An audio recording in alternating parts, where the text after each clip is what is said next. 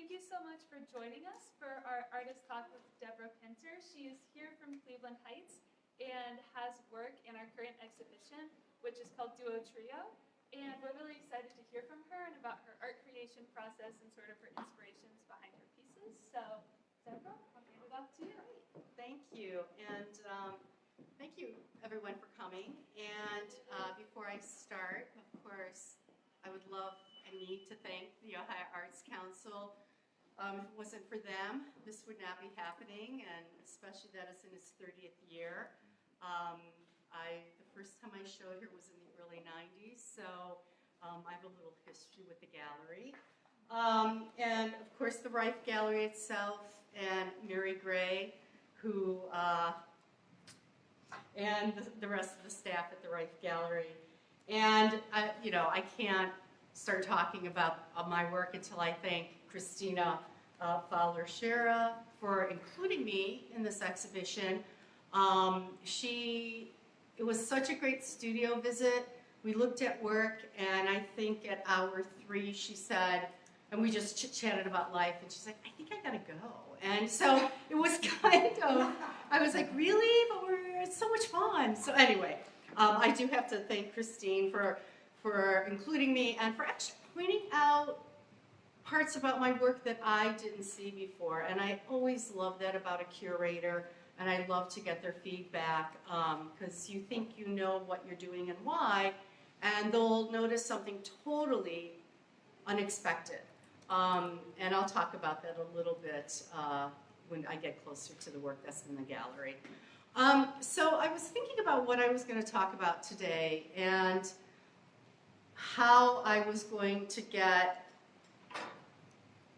you to have an understanding about where I started by going to school as a photographer to mostly making, now I'm a printmaker. And so I have to begin by blaming my mother. I don't know how else to do that. When I was in between my junior and senior year, she bought me a camera, a 35mm Konica camera, and her and my best friend and my best friend's mom, we went to New York City. It was a treat for me because it was sort of my reward because the year prior I had to have scoliosis surgery, and I had 2 rods fused to my spine, and I was in a body cast for 8 months. Oh my God. And so I spent a lot of my life prior to that moment looking at x-ray machines, looking at a curve in my spine, looking at rods being put in. And so because of that, I became fascinated with the body image, and light, and shiny things. And now I like to consider myself a magpie, because anything shiny, I go right to it. So I'm just going to quickly show you a couple of pieces that are on my website. That was my Bfa work. And hopefully this will give you an understanding as to why I made this work and then how I got to the work you're seeing there. It will all make sense. So this was the work that I put up for my Bachelor of Fine Arts. I went to the Cleveland Institute of Art. I graduated in 1988, and and it was a 5-year program. So my 4th year at CIA, I went to New York City, and I interned at the Polaroid 20x24 studio, which had the large 20x24-inch Polaroid camera. And I got to work with amazing artists, professional photographers, and I really felt that my work jumped leaps and bounds from student work to seeing a new level that I was striving to create my work to. So all of these images here were in my Bfa show. They're all 20x24-inch Polaroids.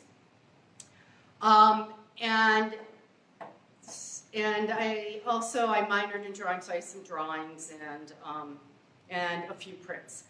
After graduating from CIA, I went back to New York City. The only way I could figure out how to get back there was to go to graduate school. Isn't that everyone's way of going? So I went through a program at the International Center of Photography, and the degree came from New York University. And I had just finished, Cleveland Institute of Art was a small school, small program, under 100 graduated with me, so I wanted a larger university. I was really interested in working with a woman named Ellen Brooks, who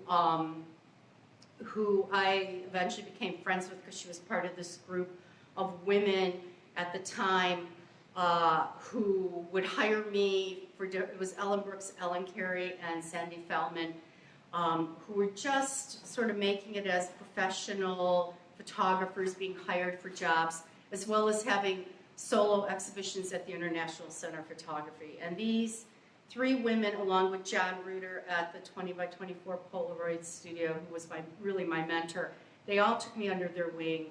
The women all would get on John's case and say, "You teach her as much as you know." And one Sandy Feldman, I worked for her one day a week, just writing her bills and running her studio stuff.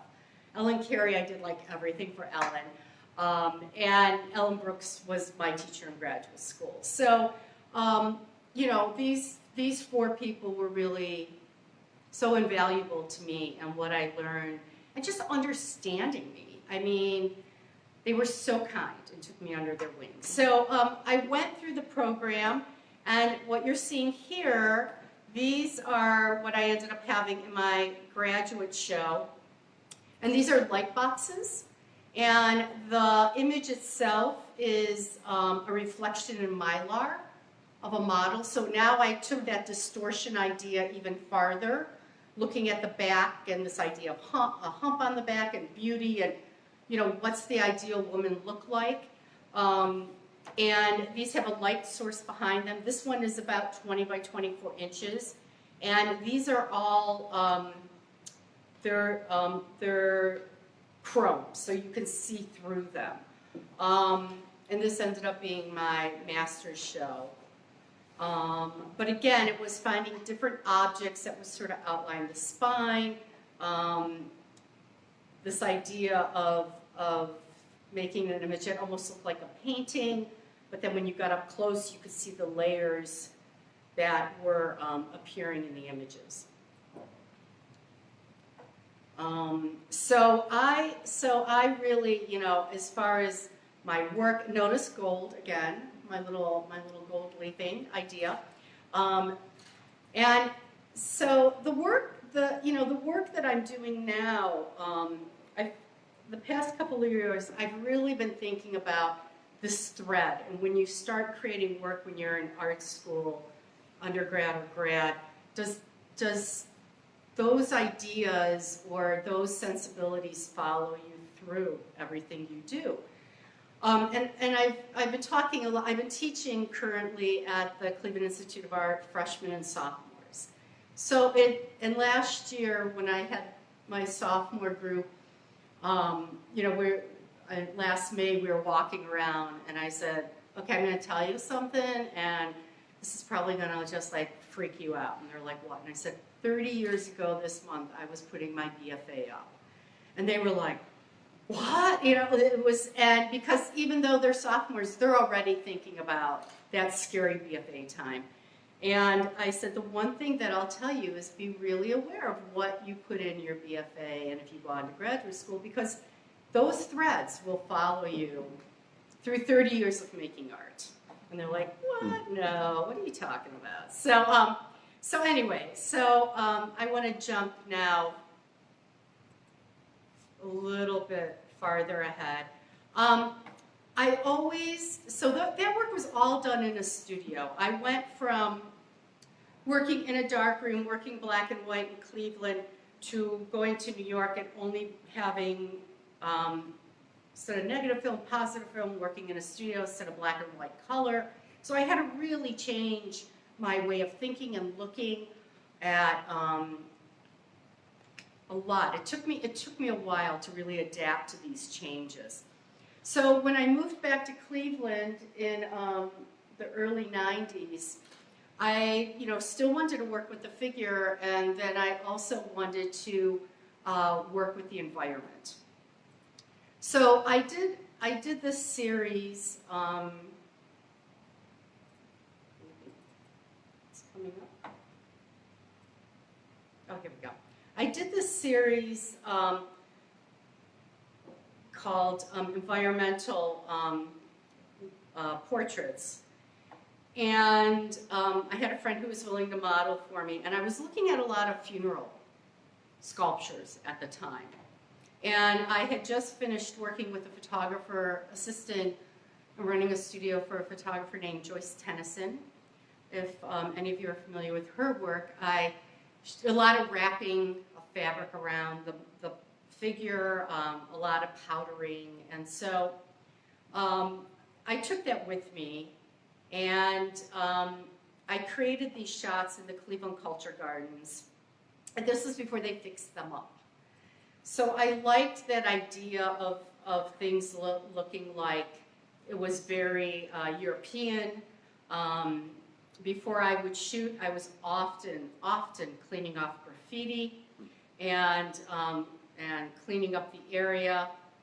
But it was a new way of looking. I went from a 4x5 camera to a 2¼ camera. I've always loved this square format.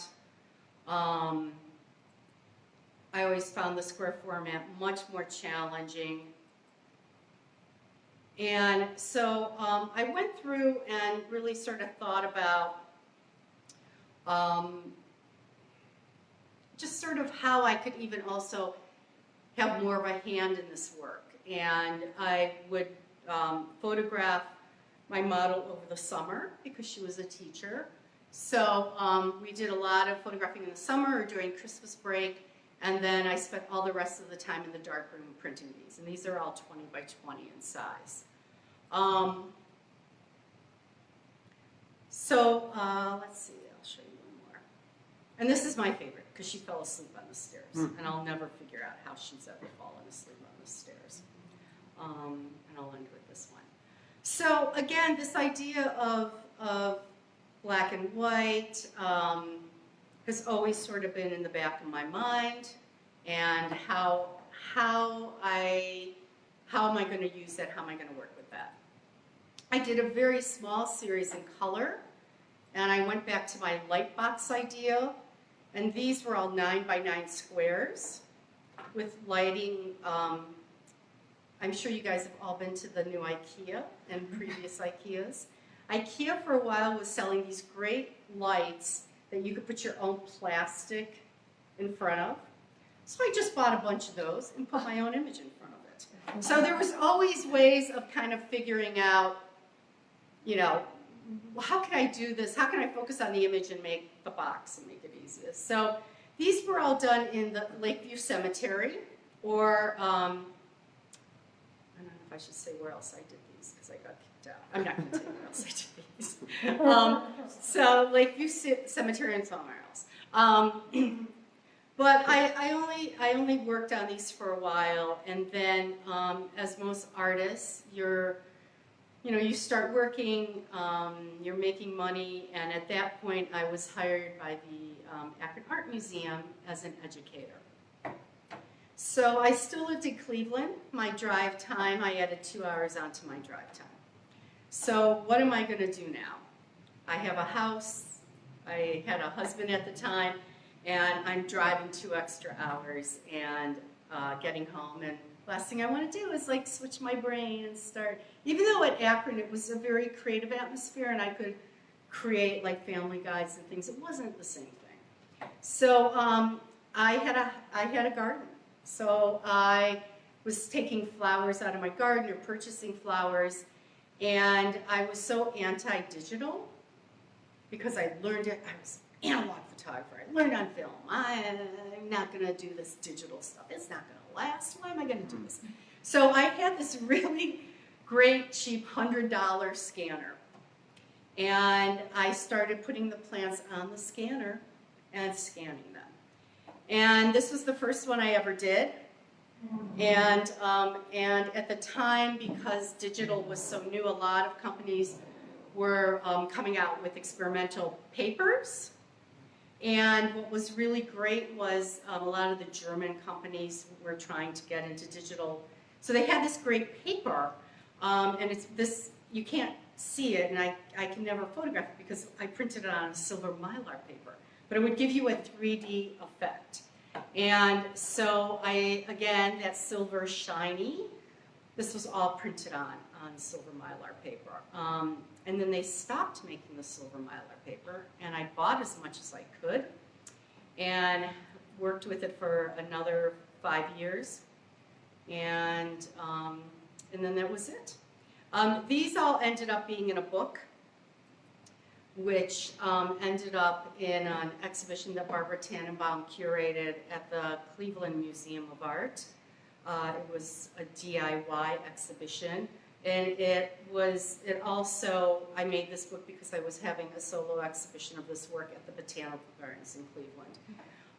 So it was, well, the best part of all of this was then the books, many of the books from the DIY exhibition ended up at the Cleveland Institute of Art because they collect artist books.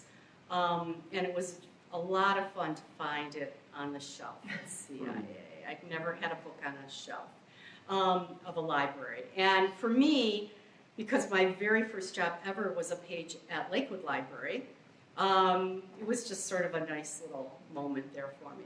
So I created these, and this was the last one I ever made, printed out on silver mylar paper. It was 17 by 22 in size, and then that was it. The project was done. So I didn't know what I was going to do next. I took a little time off. I had some health issues to deal with. And, oops, what did I do? Sorry. Okay, I messed up here somehow. What did I do?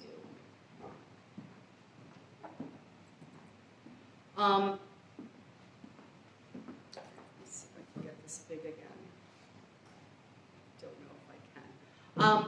So what I did was in 2013, Liz Moggins, who at the time was the director of Zygote Press, very smartly on her part, it started inviting non-printmakers to come in for something called her monathon. And you had a month to work with one of the master printers, and I asked if I could work with Lisa Schoenberg, who is an amazing printer in her own right.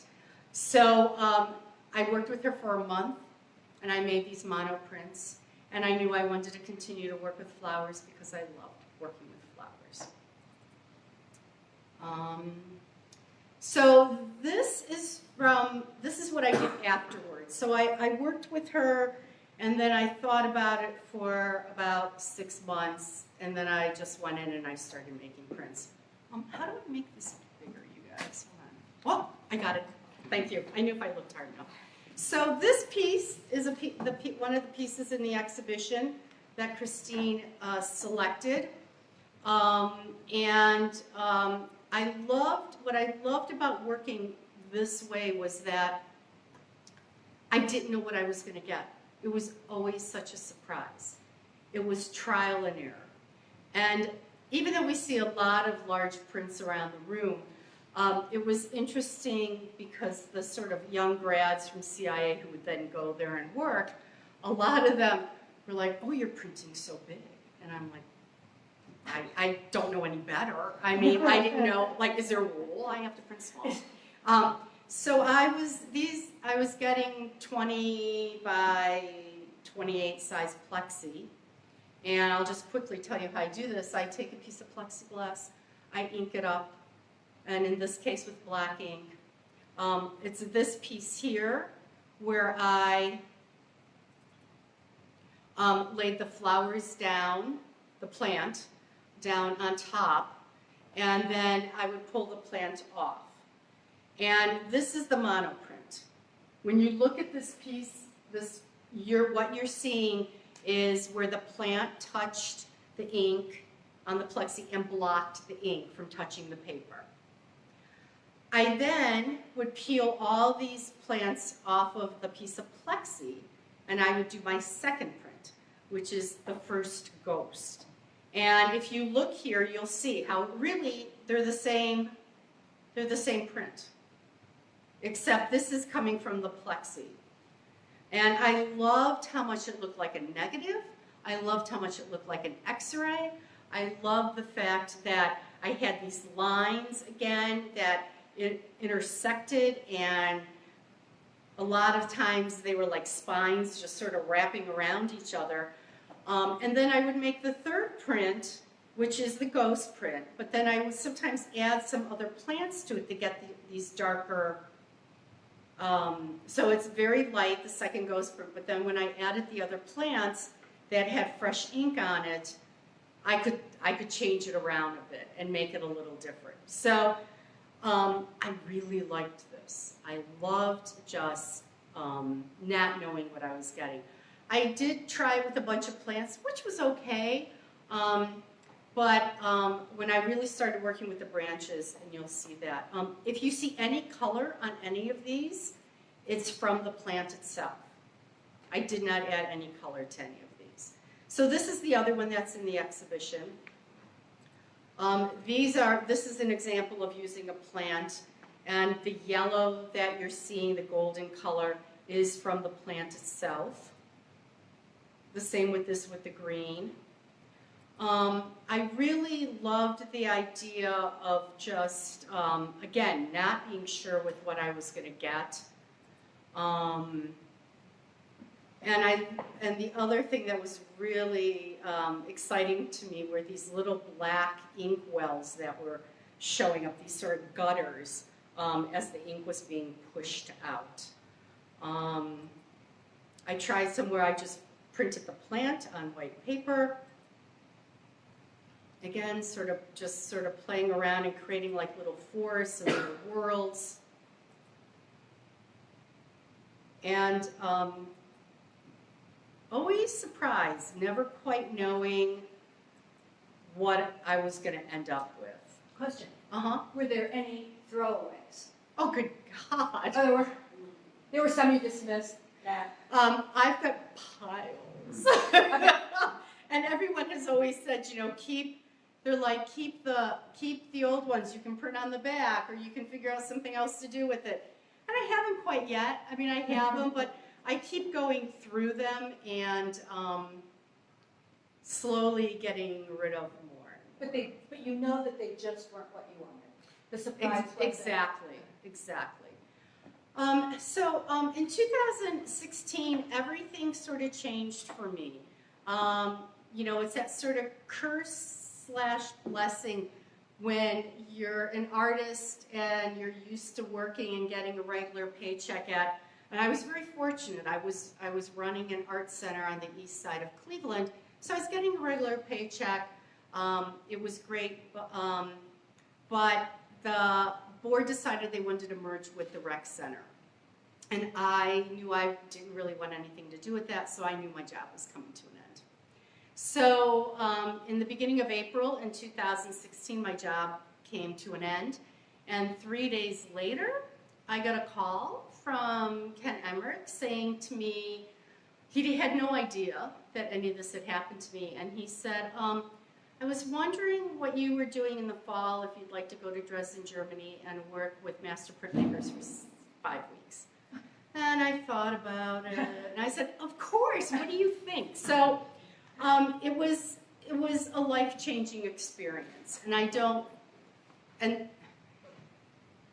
even know how to explain it. It was so amazing to be, how old was that? 53 years old, and to be thought of finally as an artist, and to work as an artist, and not have to worry about bills or anything, to be somewhere else, and to just get up every morning, get on the tram, go to the studio, work with these amazing master printmakers and other artists from around the world. And yeah, I mean, it's still, even though it was 2.5 years ago, it is still, it still pops up. I'm still trying, it's all percolating still. So this piece here, we had to bring work because we had to put it up for a show very quickly when we got there. And so I wanted to make prints that I could carry on the plane because I wanted to make sure that they got there. So I wanted to make a grid. We had no idea how many we would need or how we were going to hang them. We just had no idea. So I made these small prints that were 13 by 17 because they fit in the bottom of my carry-on bag. That's how I determined the size. What will fit in the bottom of my carry-on bag. It was really hard to make these because I had to make my images smaller. And it was hard to go from making these 20 to 19, whatever, by 23, 25. And I made a few collages to just help me think smaller with what I was going to do. And I have this group of women that I get together with every other month who are artists, and we show work and we talk about it. And they're mostly photographers. There's one other printmaker. And one of the photographers said, well, you went back to your roots. And I'm like, what do you mean? She said, that's the size of an image you get when you use a 35mm camera. That's the format. And I was like, okay, I'm starting from scratch. And I didn't even put it together, and as soon as she said it, it all just came together. It was just like the magical thing to say to me. So these hung in Dresden in a grid, and it was great to be able to show all of them that I brought.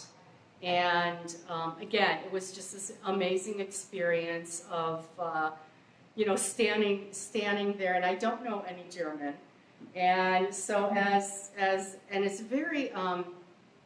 it's very official when at openings, and people from all over come and they give speeches, and so you're standing there, and then you hear Deborah Pinter, and then you're like, yeah. So it was about an hour-and-a-half presentation, but it was great, and. So, yeah, I could go on forever about that. But this was some of the work that I ended up doing in Dresden. My goal there was to find plants to get plants there. And I tried a different process. This process was called an Elgaphy process, which is sort of a photoplate process. And again, so it was laying these plants on top of a piece of, it was like a metal coated photo plate, and then to expose it to a light. And because of my photo background, they had and it was very funny because the master printers, they were very traditional. So who is this crazy woman wanting to put plants on top of here and then run plants through their presses? Like they were just fascinated. Like, what is she doing? So I worked a lot with Torsten, who was there, and we had to figure out the exposure. And so, because it was all photochemicals that we were developing these images with. And most of the times when they were developing either tissue paper or whatever the artist would work on onto these plates, it would take like 5 seconds. These for me took over 3,000 seconds, and they had to figure out how to get the light to like bounce, and but it was fun. I felt so honored because they included me in the figuring out process. Usually you stand there while they do it and they hand it to you. So I would often meet Torsten there about half an hour before everyone else got there, and we would kind of play around and try and figure this out. So I ended up, and these plates are commercial, so usually they would run through a commercial printing machine that they had, but I hand rolled these myself. And it was just a great experience. And I love the fact that because of the plants that I was finding over there, these pieces were becoming more organic and more abstract, which is a direction I would still like to go in, but I haven't quite gotten there yet. These are pods from a tree at the place I stayed at the Raskolnikov, and so I was constantly hanging out one of the other artists' windows and cutting these from the tree and taking them with me to the studio. So I worked on these small little square 9x9s while I was waiting for the master printers to work with. So I kept myself busy, and I started thinking about ways of arranging these and how I can make these sort of interesting compositions out of these different plants that I found while I was there.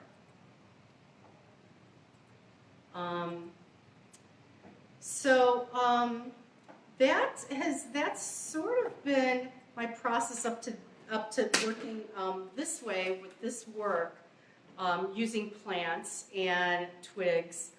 And when I got back from Dresden, I actually took a year of trying to have no exhibitions and just to give me time to work and to figure it out, because there was so much going on that I really just wanted the time to figure out what I was doing.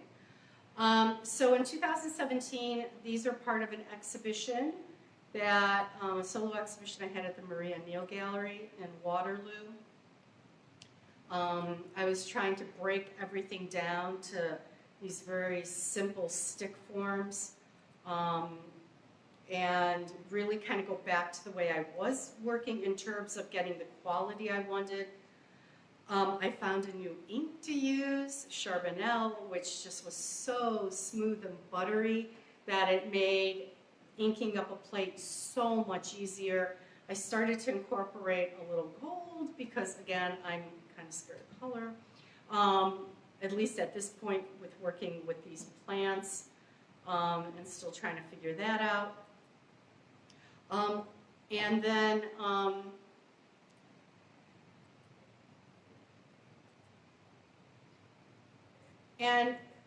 I got a little bored with that rectangle. So I was trying to figure out how I could break the space, how I could break through a shape that I created. So I created a circle and started again playing around with how do I break that line. And what I love, and you can't see it here, but if you go and look at the actual work, you get this beautiful embossing effect as well from the plants. And I should take a picture of the back of one of these to show you, because some of the backs are as interesting as the fronts. But again, and this series ended up at Heights Arts for a spotlight exhibition. I introduced some blue to see what happens there. And really just was seeing what I could do. I'm always trying to challenge myself and make things fresh and different and interesting. And so that sort of ended 2017 for me. In 2018, and I don't have any of them up, I really dove into color, really played around with color. I also was working at the Cleveland Institute of Art and teaching photography. And that was the first time I thought about photography for a long time, including digital photography. And one of the nice things about being there is that they have a great print lab, and I was able to make prints 44 by whatever. And the images that are on that wall of the three graces, the three trees, which I don't have a good picture of, unfortunately, even as a photographer, because of the gold leaf. You just can't get a great shot of it.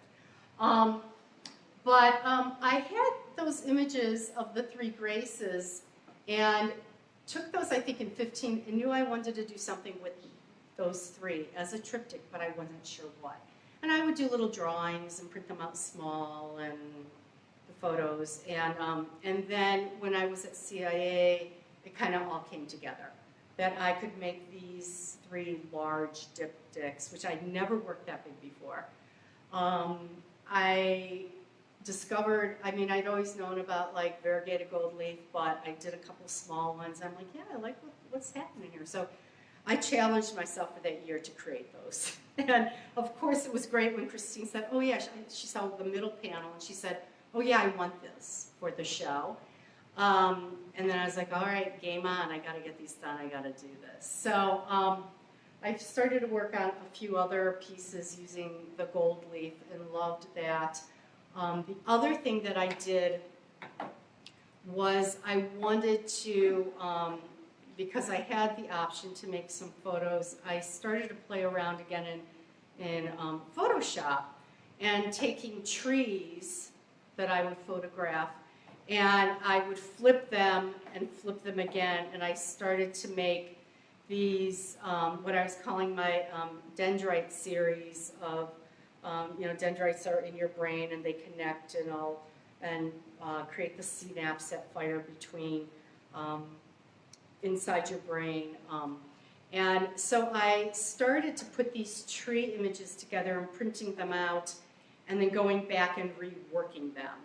And so this was, I've only done, oh, that's the only one that's in there, I'm sorry. I've only done a few of these. Where's that other one coming up? I'm sorry. And so it's been fun to sort of play around with these, creating these really interesting sort of abstract, organic, almost Rorschach kind of flipping and turning of pieces and creating these compositions. And again, I'm using silver, gold, copper, and brass colored pencils with black charcoal to create these this imagery. And I don't know, I like to do this sort of in the winter when I'm not going out, and I just need to sort of relax. And so I've been doing a series of these as well. So that's pretty much it. Do you have questions? I would love to take questions about anything or anything else that I could answer or... Question, Yep. Deb.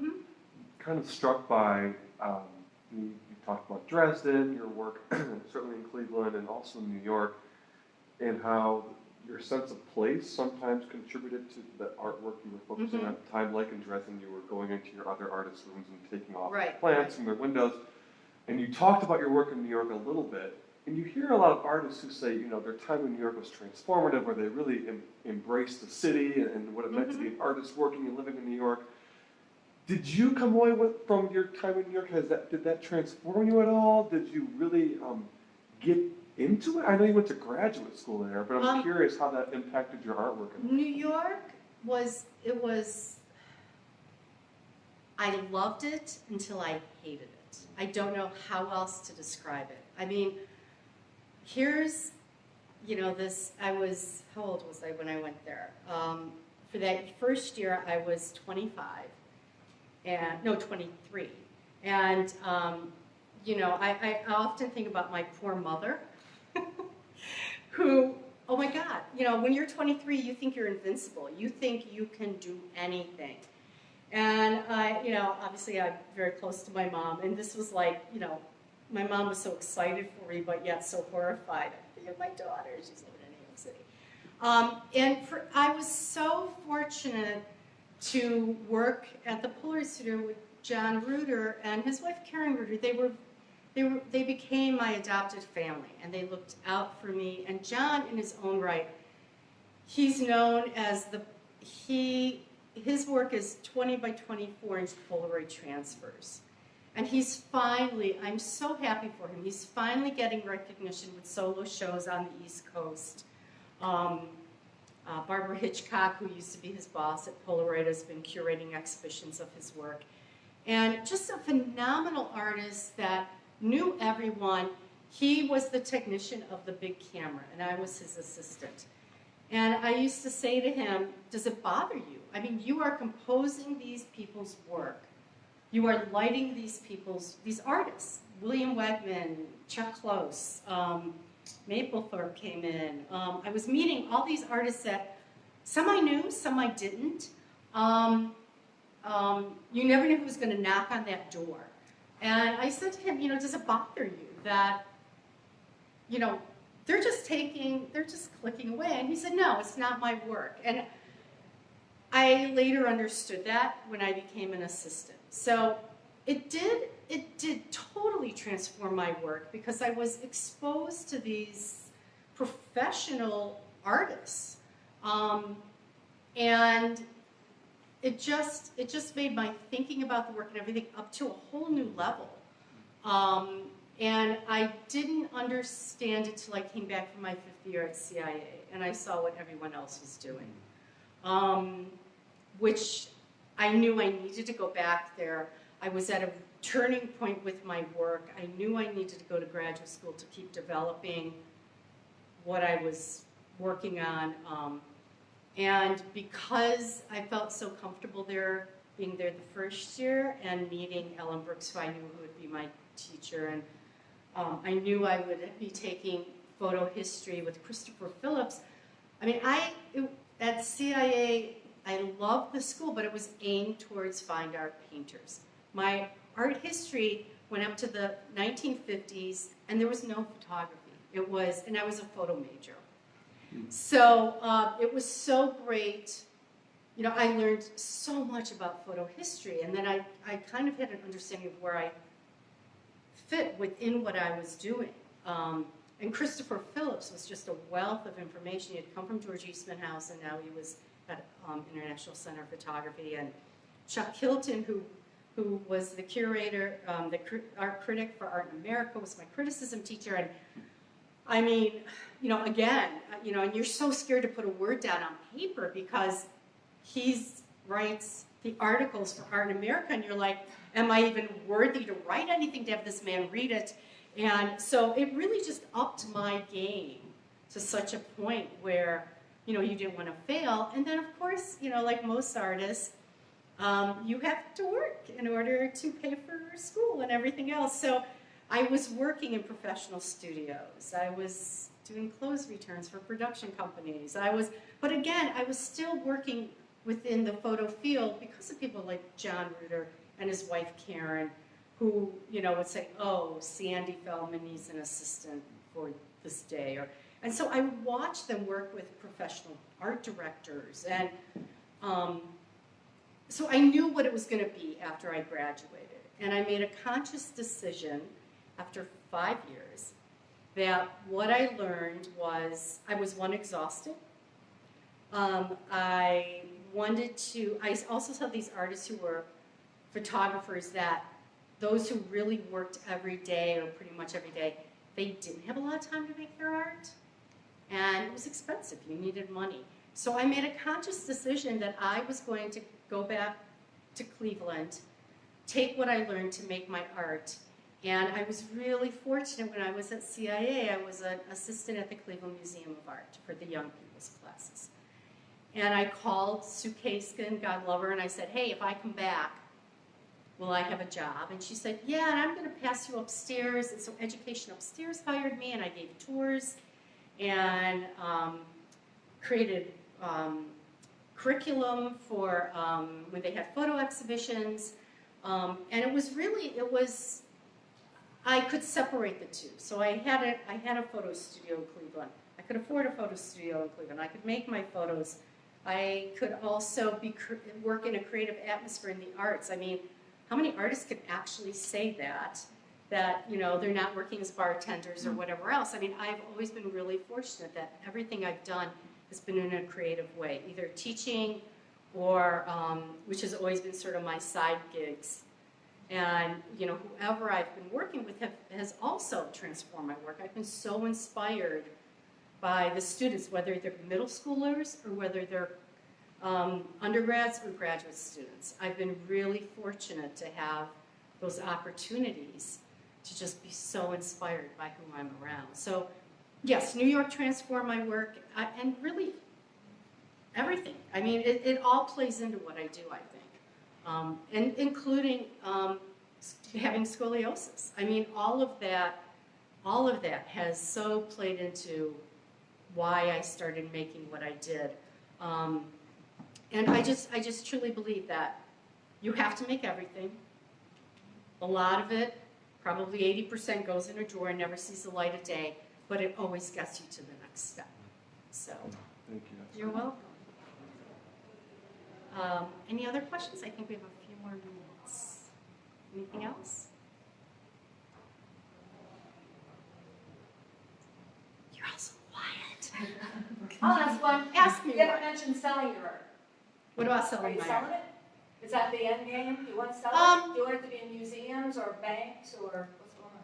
Yeah, I was, again, with photos, for whatever reason, I've sold some photos. I've sold some of my photographs, but it wasn't until I started making. For whatever reason, galleries will take works on paper. And so my end game in my head is to get it out to the public in terms of gallery exhibitions.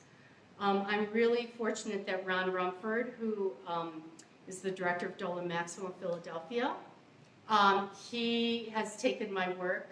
He comes to the Cleveland Print Fair. I've known him forever. And he was the one I showed everything to as I was making it, to get his opinion on what I should do. Is it working? Is it not working? What's next?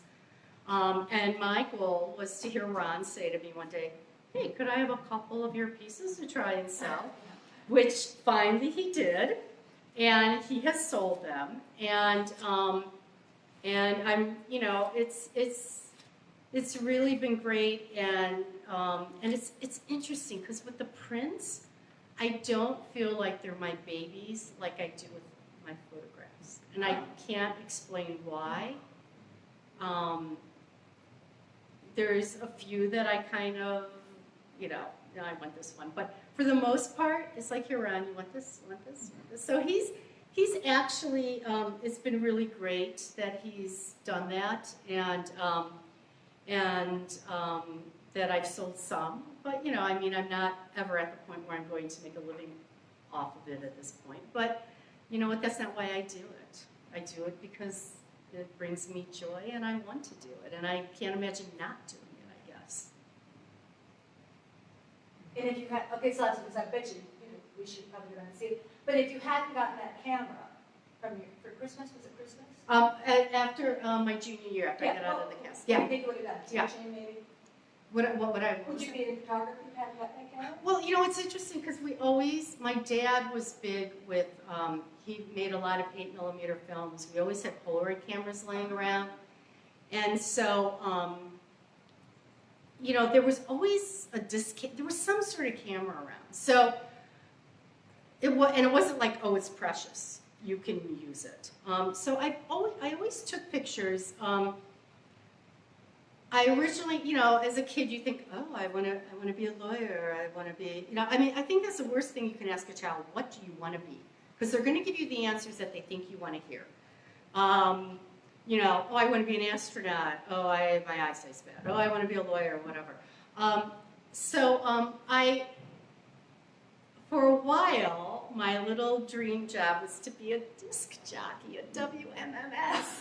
And so I can't remember who I said that to, and they kind of snickered. So I said, okay, so that's communications, right? So I kept telling people I'm going to go into communications and media. That was my answer.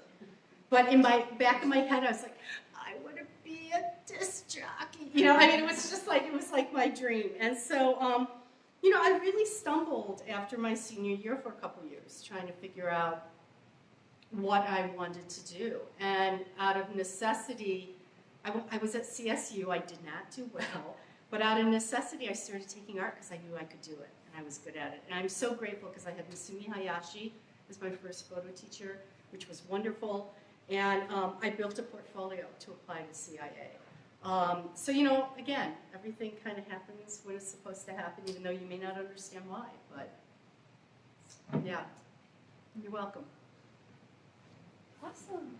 Well, Excellent. thank you so much, Deborah. Thank your you for artist having me. talk. This was This great. wonderful. Yeah, and it is on Facebook. It was streaming on Facebook Live this whole time, and you're still able to view it, even though it won't be live, obviously, after this. And you can share it on your page and comment, like, all that stuff. So Great. yeah, Thank you so much. yeah, thank you. This was so This is great. wonderful. Great. Thank you. Thank Thank you. you, everyone.